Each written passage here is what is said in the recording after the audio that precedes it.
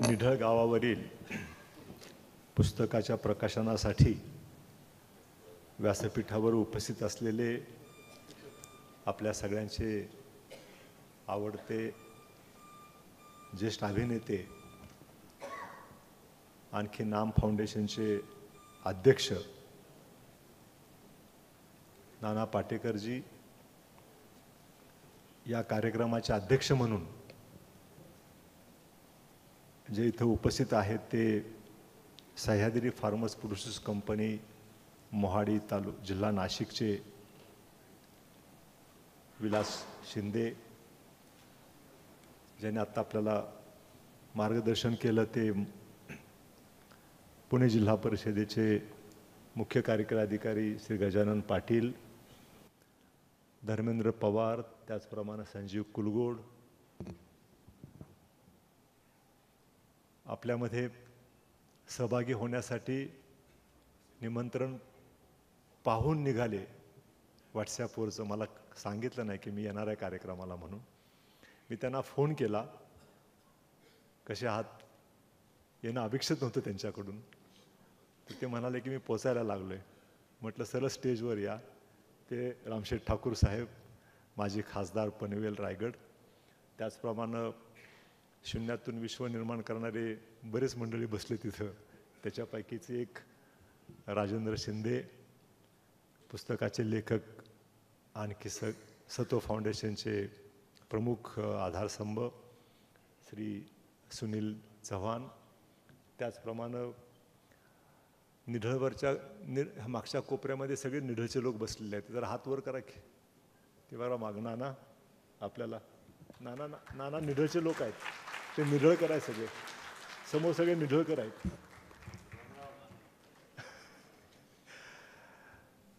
तर निढळ गावच्या निढळ नोकरवर्ग संघटना, तिचे हेडक्वार्टर मुंबईला आहे. त्या संघटनेचे अध्यक्ष निढळचे ज्योतिराम घाडगे. ज्योतिराम घाडगे हे पोलीसमध्ये मुंबईमध्ये नाईक आहेत, IPS अधिकारी नाहीत. त्याचप्रमाणे भीमराव माने विविध कार्यकारी सोसायटीचे निढळच्या अध्यक्ष आहेत. हे समोर फोटोग्राफर आहेत, तसे ते निढळचे फार मोठे फोटोग्राफर आहेत. त्याचप्रमाणे बाळासाहेब सत्रे, निळकंठेश्वर सहकारी पतसंस्थेचे ते अध्यक्ष आहेत. शेजारी कळमकर बसले, त्याने आपल्याला मार्गदर्शन केलं. नाना म्हणाले आणखी एक नाना कोण आला इथं, तर ते संतोष पाटील नाना आहेत मागे बसलेले. त्याच्यानंतर मग मनोज गायकवाड, त्याचप्रमाणे तबाजी कापसे, जयंत पाटील, समोर बसलेले आपण सर्व मंडळी, खास करून शेखर गायकवाड साहेब आहेत, अनिल कवडे साहेब आहेत, सुधीर भोंगळे जे आहेत, 5 मिनिटात संपवलेले रामदास माने सुद्धा आहेत. तुम्ही वेळेत संपवल्यामुळं पार्टी सगळ्यांसाठी लागू आहे. कारण रामदास माने म्हटलं की भीती वाटते लोकांना की आता हा काय करेल नक्की, किती थांबेल, म्हणून तुम्हाला आम्ही भीती घातली होती आणि तुम्ही भ्याला या वेळेला पहिल्यांदा. विकास देशमुख या ठिकाणी उपस्थित आहेत. सर्वच मान्यवरांचं नाव घेत नाही, पण आपण सर्वजण या ठिकाणी इतक्या मोठ्या संख्येने उपस्थित राहिला आहात. आजच्या कार्यक्रमाला तुम्ही आहात म्हणून या कार्यक्रमाला शोभा आहे. आपणा सर्वांना नमस्कार करतो, धन्यवाद देतो. इथं बरोबर 7 वर्षापूर्वी एक माझ्या सेवानिवृत्तीचा कार्यक्रम झाला होता आणि नाना इथे याच व्यासपीठावर प्रमुख पाहुणे म्हणून त्यांच्या हस्ते सत्कार झाला होता. कार्यक्रम संपता नाना असा पण म्हटलात की माग तुला काय मागायचे ते. तो व्हिडिओ फार फेमस आहे महाराष्ट्रामध्ये. आत्तापर्यंत 30 लाख लोकांनी तो पाहिलेला आहे. तर त्याच्यामध्ये आपला हा डायलॉग आहे की तुला काय मागायचे ते माग. मला प्रश्न पडला की काय लागतच नाही तर मागायचं काय. पण मी आपणा सगळ्यांना सांगू इच्छितो की गेल्या 7 वर्षामध्ये नानांनी काय दिलं असेल मला, तर नाना सगळ्यात जास्त दिलं ते प्रेम.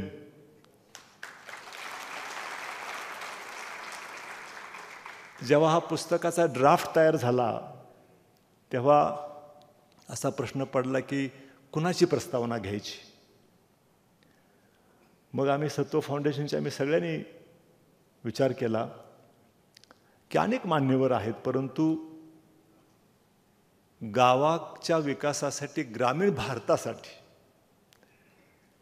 ग्रामीण लोकांच्यासाठी काम करणारे आज सर्वात मोठे नायक जर कोण असतील तर ते आहेत नाना पाटेकर. आणि त्यांची प्रस्तावना ह्या पुस्तकाला घ्यायची म्हणून नानांना विनंती करायला गेलो. नानांनी ते मान्य केलं. पुस्तक ठेवून घेतलं. 6 महिने झाले. नानांना व्यस्त शेड्यूल म्हणून वाचायला वेळ मिळाला नाही. एक दिवस वाचला आणि फोन केला, चंद्रकांत हे सगळं वाचलं पण खरं नाही वाटत, असं नाही होऊ शकत. ते म्हणाले की मी प्रस्तावना लिहीन पण गाव पाहिल्यानंतर लिहीन. नाना आपण गावाला आलात, निढळ आमच्या घरात राहिलात. सकाळी म्हणजे 7 वाजल्यापासून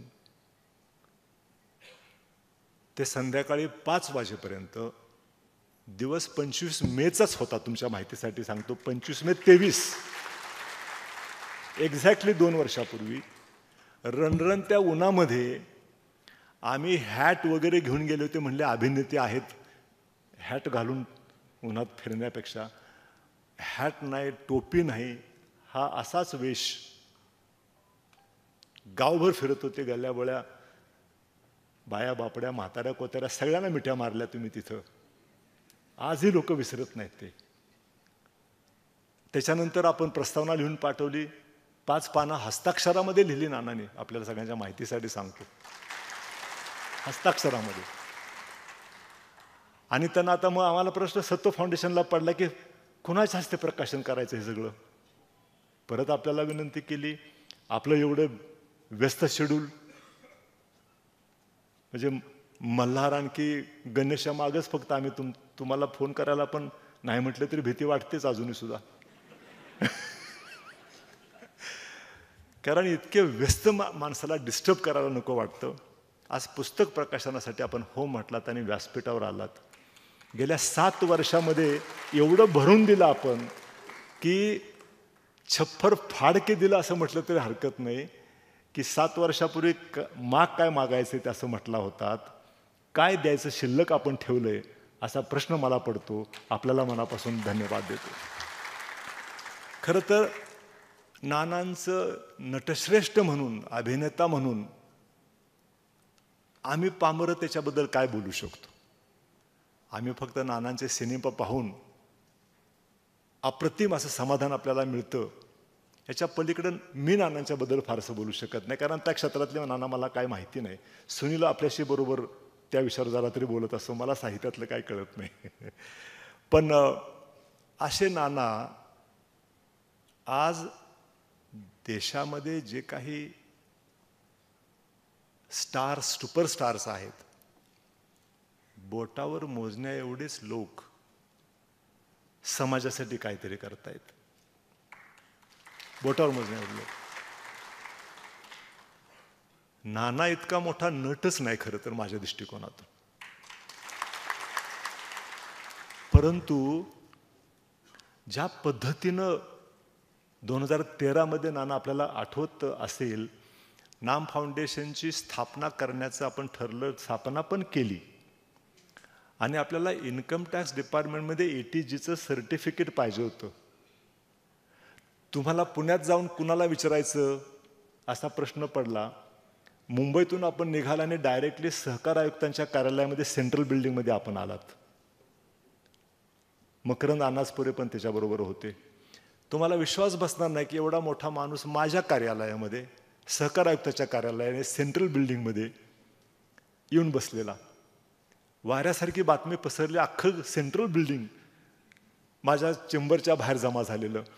आम्हीचं छोटं काम होतं. नानाने कुणालाही फोन केला असतं तर इन्कम टॅक्स डिपार्टमेंटचे सगळे अधिकारी आपल्याकडं पायधूळ झाडायला पण आले असते.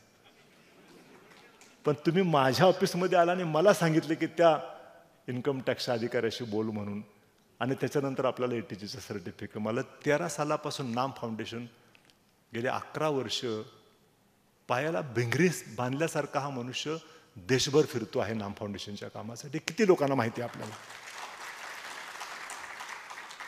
म्हणजे नाम फाउंडेशनचं काम सुरुवात झालं आत्महत्याग्रस्त शेतकऱ्यांच्यापासून, आणि त्याच्यानंतर पुढं जे तिथून जे काही, असं काही नानांनी ठरवलं नसावं की इतकं मोठं काम महाराष्ट्रभर देशभर करायचं. कदाचित ते आत्महत्याग्रस्त शेतकऱ्यांच्या विधवांचं जे काही दुःख आहे ते पुसण्यासाठी आपण गेलात, आणि त्याच्यामध्येच आपल्याला खरं लोकांचं काय दुःख आहे माहितीच होतं आपल्याला, परंतु ते जाणवल्यानंतर आपण नाम फाउंडेशनच्या कामाचा जो विस्तार केला आणि ज्या पद्धतीनं आपण काम करता, आपल्या माहितीसाठी सगळ्यांना सांगू इच्छितो की हा माणूस इतक्या सिम्पली इथे बसलाय, काम किती मोठं करत असेल तुम्हाला विश्वास बसणार नाही. परंतु नानांनी 2036 जलस्रोतांचं पुनर्जीवन केलेलं आहे.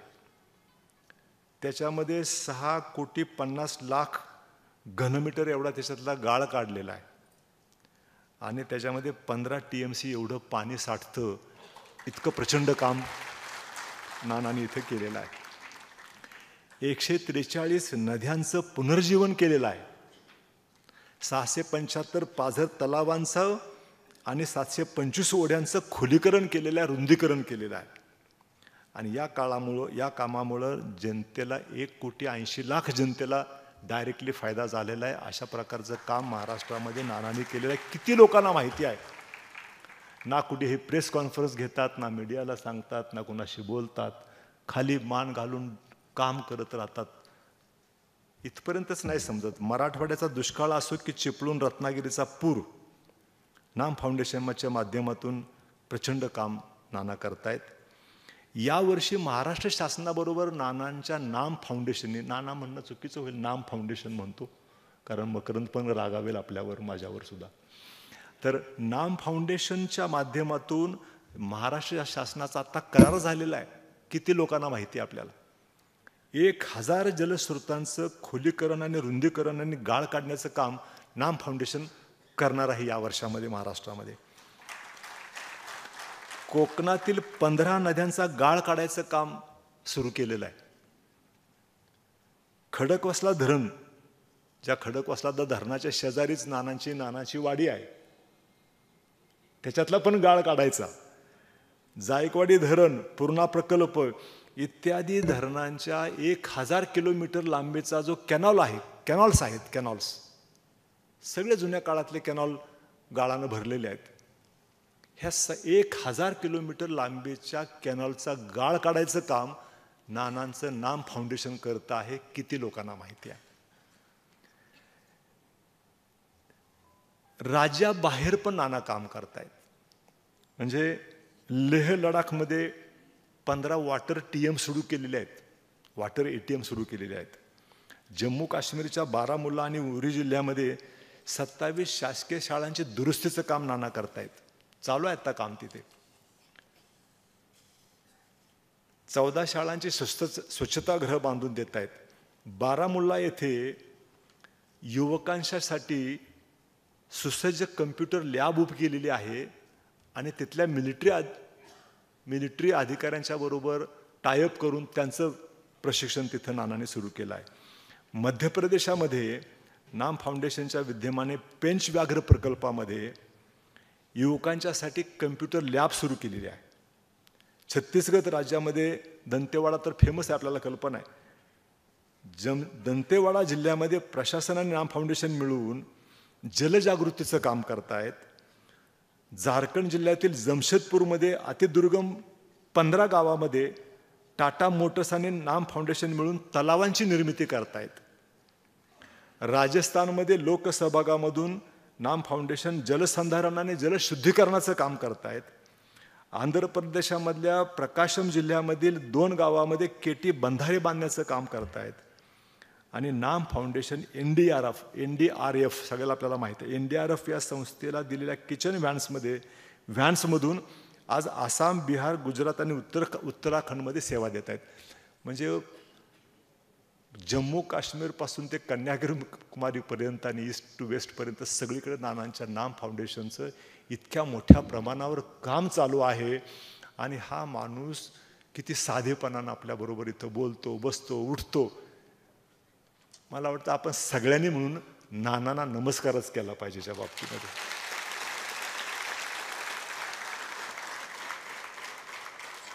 मी निढळ गावाबद्दल काय बोलणार नाही, आपण सगळ्यांनी एवढ्याने बोललोय, पुस्तक समोर आलेलं आहे, त्याच्याबद्दल बोलून मी रिपिटेशन करणार नाही.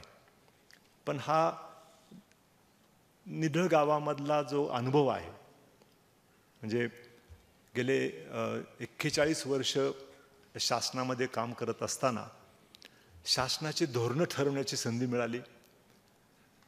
योगायोग असा की अनेक पदावर काम करत असताना तिथून एक ना एक तरी योजना राज्याच्या हिताची, उपयोगाची, लोकांच्या जीवनामध्ये बदल करणारी घटना, योजना येऊ शकली. आणि हा अनुभव एका बाजूला 41 वर्षाचा गावातला अनुभव. सगळ्यांनी सांगितलं, गजानन तुम्ही सांगितलं, आव्हानात्मक आहे गावामध्ये काम करणं. विलासला पण अनुभव आलेलाच आहे. आपण सुरुवातीला तुम्हाला असं वाटलं की 3 वर्षामध्ये गावं विकसित करता येतील, नंतर म्हणाले की दळवी साहेब म्हणतात ते बरोबर, त्याला 10च वर्ष लागतात म्हणून. तर ह्या सगळ्या अनुभवाचा फायदा करून ग्रामीण भागासाठी, या महाराष्ट्रातल्या, देशातल्या ग्रामीण गावांच्या विकासासाठी एक मॉडेल तयार झालेलं आहे. माझ्यासारख्या प्रशासकाला त्याच्यातून जाणवलं सेवानिवृत्तीनंतर की जर का शासकीय कार्यालयामध्ये पण झिरो पेंडन्सी करता येते, तर मग गावांचा विकास पण काही स्ट्रॅटेजी जर दिल्या तर ते करता येऊ शकते. आणि मग गावाच्या विकासाचे मॉड्यूल्स बनवले आणि त्या मॉड्यूल्सच्या आधारावर काम करण्यासाठी सत्व फाउंडेशनची स्थापना केली. खरं आहे की मी एकूण 30 गावामध्ये नाना कामाला सुरुवात केली, 15 गावं फक्त शिल्लक राहिली. आपण जे काही मॉड्यूल ठरवले त्या निकषाच्या बाहेर जात नाही, त्याच्यात बसलेली 30 गावं फक्त राहणार आणि 15 गावं सस्टेन नाही झाली, सोडलं त्यांनी. 15 गावामध्ये आता चांगल्या पद्धतीनं काम चाललंय. उदाहरण दाखल आपल्याला मनोहर आणखी कळमकर यांनी, त्याच्यानंतर संतोष नानांनी आपल्याला सगळी माहिती सांगितली कशा पद्धतीचं काम चालू आहे. आणि म्हणून थोडा रामशेठ ठाकूर साहेब मध्ये खंड पडला. गेल्या 2 वर्ष रयत शिक्षण संस्थेला जॉईन झालो आणि त्याच्यानंतर मग ताई पण आमच्या या ठिकाणी मॅनेजिंग कौन्सिलचे सदस्य बसलेले आहेत. आमचे बरेच रयत सेवक, आणखी आमच्या कर्मवीर भाऊराव पाटील विद्यापीठाचे कुलगुरूसुद्धा या ठिकाणी आलेले आहेत. सगळ्यांना मी धन्यवाद देतो. मी नव्हतं आपल्याला कोणाला बोलवलं, पण आपण सगळेजण आला त्याच्याबद्दल मनापासून धन्यवाद देतो. पण 2 वर्ष तिकडे जरा जास्त रामशेठ मी जास्त लक्ष दिलं मला वाटतं, बरोबर आहे ना? त्याच्यामुळं सत्व फाउंडेशनच्याकडं थोडं दुर्लक्ष झालं. म्हणून मग गेल्या 3-4 महिन्यापासून आम्ही ठरवलं की हे पुस्तक येऊ द्या, लोकांच्यापर्यंत जायला पाहिजे. कारण जर का GR वाचून जर का कार्यालयांचं झिरो पेंडन्सी करता येते, तर पुस्तक वाचून गावांचा पण विकास करता आला पाहिजे. आपल्याला आश्चर्य वाटेल की आम्ही खूप रिसर्च केला. ना राज्यामध्ये, ना जगामध्ये, ना देशामध्ये एखाद्या गावाचा विकास कसा करावा याच्याबद्दलची ना थिअरी आहे, ना प्रॅक्टिस आहे, ना प्रॅक्टिकल आहे. जे निढळमध्ये योगायोगानं हे उभं राहिलं, हे काही कल्पना नव्हती केली. 1983 कामाला सुरुवात केली. एक हायस्कूलची इमारत बांधायची, तिथून सुरुवात केली. जसं तुम्ही तिकडे मराठवाड्यामध्ये गेला आत्महत्याग्रस्त शेतकऱ्यांचं दुःख पाहून, तसं पण मी हायस्कूलसाठी गेलो आणि अडकून पडलो 41 वर्ष गावामध्ये, असं म्हणलं तर चुकीचं होणार नाही. पण त्याच्यामध्ये आनंद मिळाला, काही क्रिएशन करता आलं. निढळ गावामधल्या लोकांना घेऊन इतका मोठा बदल झालेला आहे. मित्र, तुमचा विश्वास ठेवणं, नानांचा विश्वास बसणं तर तुमचा कसा बसेल? त्यांनी पाहिल्यानंतर सगळं लिहिलं. तर ह्या सगळा जो बदल झालेला आहे तो समाजासाठी उपयुक्त व्हावा या उद्देशानं सत्व फाउंडेशन स्थापन केलं आणि त्याच उद्देशानं हे पुस्तक लिहिलं. मला खात्री आहे ह्या पुस्तकाची इंग्लिश आवृत्ती लवकरच येते आहे. आणखी हिंदी आवृत्तीची सुद्धा सूचना आलेली आहे आणि त्याच्या दृष्टिकोनातून पण काम चालू आहे. त्याचप्रमाणे डॉक्युमेंटरी सुनीलनं फार मेहनत घेतली मित्र हो. आणखी बारवेने पण खूप मेहनत घेतलेली आहे.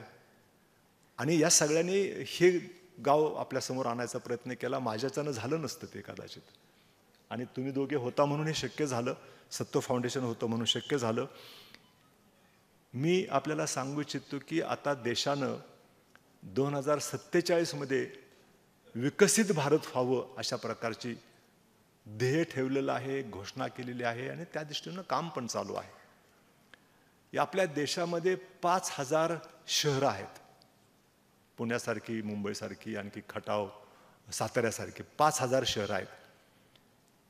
महाराष्ट्रामध्ये 42,000 गावं आणि 27,000 ग्रामपंचायती आहेत.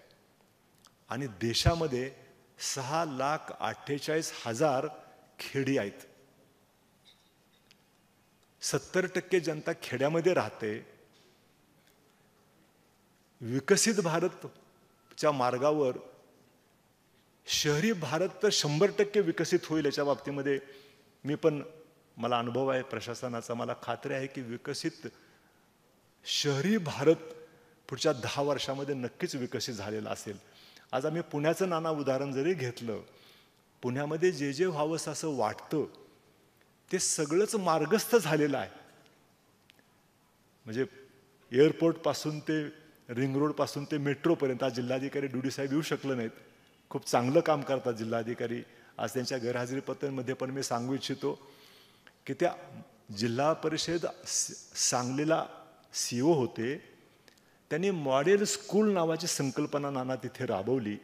इतकी अप्रतिम की महाराष्ट्र शासनानं ती उचलली आणि महाराष्ट्रातल्या सगळ्या जिल्ह्यामध्ये ती मॉडेल स्कूल योजना लागू केलेली आहे.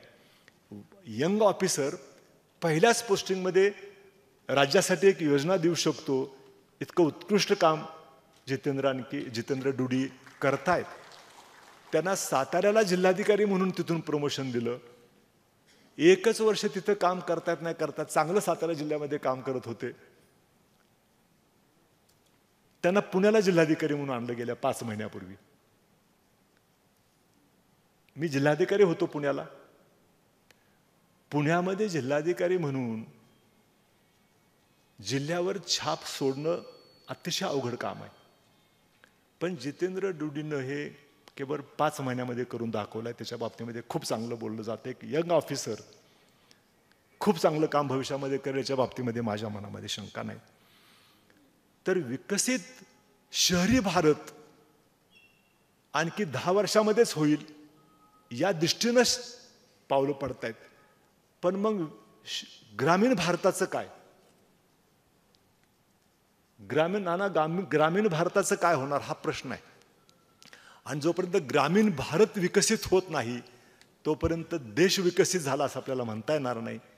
आणि म्हणून या पुस्तकाच्या माध्यमातून, डॉक्युमेंटरीच्या माध्यमातून, नाम फाउंडेशन आहे, असे अनेक लोक आहेत, सगळ्यांनी मिळून ग्रामीण विकासासाठी आपल्याला काम करावं लागेल. काही मॉडेल्स द्यावे लागतील आणि त्याच्यामध्ये जर का पैसा ओतला तर सगळी गावं सुद्धा निढळसारखी होऊ शकतात. हे सोपं काम आहे. निढळमध्ये काही मी पैसे घेऊन कुठून बाहेर नाही आलेलो. निढळ गावाचा विकास हा 90% शासकीय योजनांच्या अंमलबजावणीमधूनच झालेला आहे. लोकसहभाग, लोकवर्गणी आणि श्रमदान याच्या माध्यमातून 10% काम झालेलं आहे फक्त. पण इतकं सगळं काम, केंद्राच्या योजना, राज्याच्या योजना, फक्त योजना कल्पकतेनं कशा राबवायच्या, उत्कृष्ट क्वालिटीचं काम कसं करायचं आणि एखादं काम उभं राहिल्यानंतर ते जनतेच्या सेवेमध्ये कायमस्वरूपी कसं राहील, मेंटेनन्स फ्री, इतक्या सगळ्या गोष्टींचा अभ्यास करून काम केल्यामुळं हे निढळ गाव घडलेलं आहे. तर हे सगळं आपल्या राज्यामध्ये होऊ शकतं, देशभरामध्ये होऊ शकतं. आणि म्हणून 2047चा ग्रामीण भारत विकसित होण्यासाठी सत्व फाउंडेशन आणि निढळकर आम्ही या ठिकाणी बसलेले आहेत. जे काही थोडीफार आहुती देता येईल ती देण्याचा प्रयत्न करतो आहोत. त्याच्यामध्ये आपल्या सर्वांचे शुभाशीर्वाद राहावेत एवढीच अपेक्षा व्यक्त करतो आणि थांबतो. जय हिंद, जय महाराष्ट्र.